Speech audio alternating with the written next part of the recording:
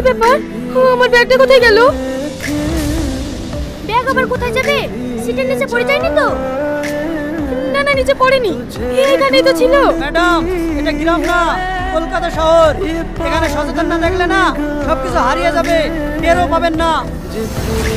মা, টাকা পয়সা, মোবাইল, মামাদের ঠিকানা সব তো ওই ব্যাগেই ছিল। তাহলে এখন কি হবে?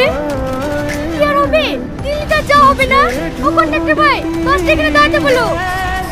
ওই এখানে গাড়ি থামবে, নামার আছে। সিস্টার, আপনাদের এমার্জেন্সি রুমটা কোথায়? সোজা গিয়ে ডান দিকে। এই অবস্থা কি করে হলো মধু? আপনি কাঁদছেন কেন? কে আপনি? তুই কি বলছিস? তুই আমাকে চিনতে পারছিস নি?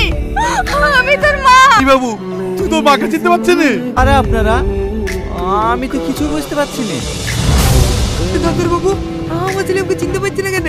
ওর কি হয়েছে? ও, আপনি তাহলে পেশেন্টের বাবা? হ্যাঁ ডাক্তার বাবু। দেখুন, আপনার ছেলে স্মৃতিশক্তি হারিয়ে ফেলেছে, এর জন্য কাউকে চিনতে পারছে না। ডাক্তার বাবু, আপনি কি বলছেন? আমার ছেলের অ্যাক্সিডেন্টে স্মৃতিশক্তি হারিয়ে গেছে? না, আপনার ছেলে অ্যাক্সিডেন্টে কারণে স্মৃতিশক্তি হারায়নি, সামান্য চোট পেয়েছে।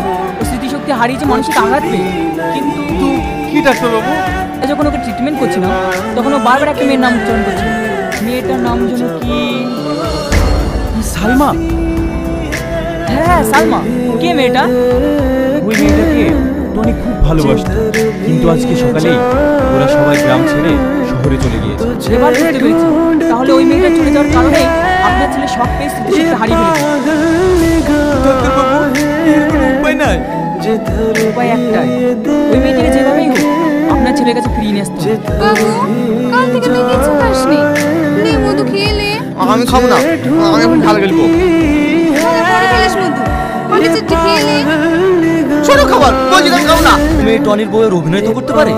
এরকম মেয়ে কোথায় পাওয়া যাবে? আরে ভাই, এই দিনে টাকা দিলে ভাগে দ্রুত পাওয়া যায়, আর সামান্য অভিনয় করলে একটা মেয়ে পাওয়া যাবে না। লজ্জা থাকলে না 10 দিন ধরে বাড়িতে পড়ে থাকতি। তোমাদের লিগে ভাত খুলেছি, যাও যে গিলো গা। বেশি নাটক করো না, আর কথা কিছু মনে করো না।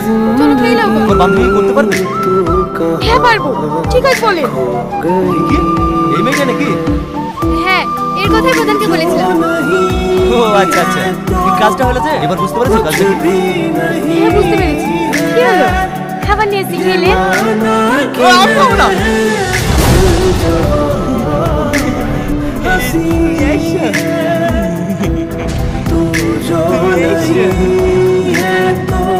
এই জানোয়ার, ছেড়ে আমাকে।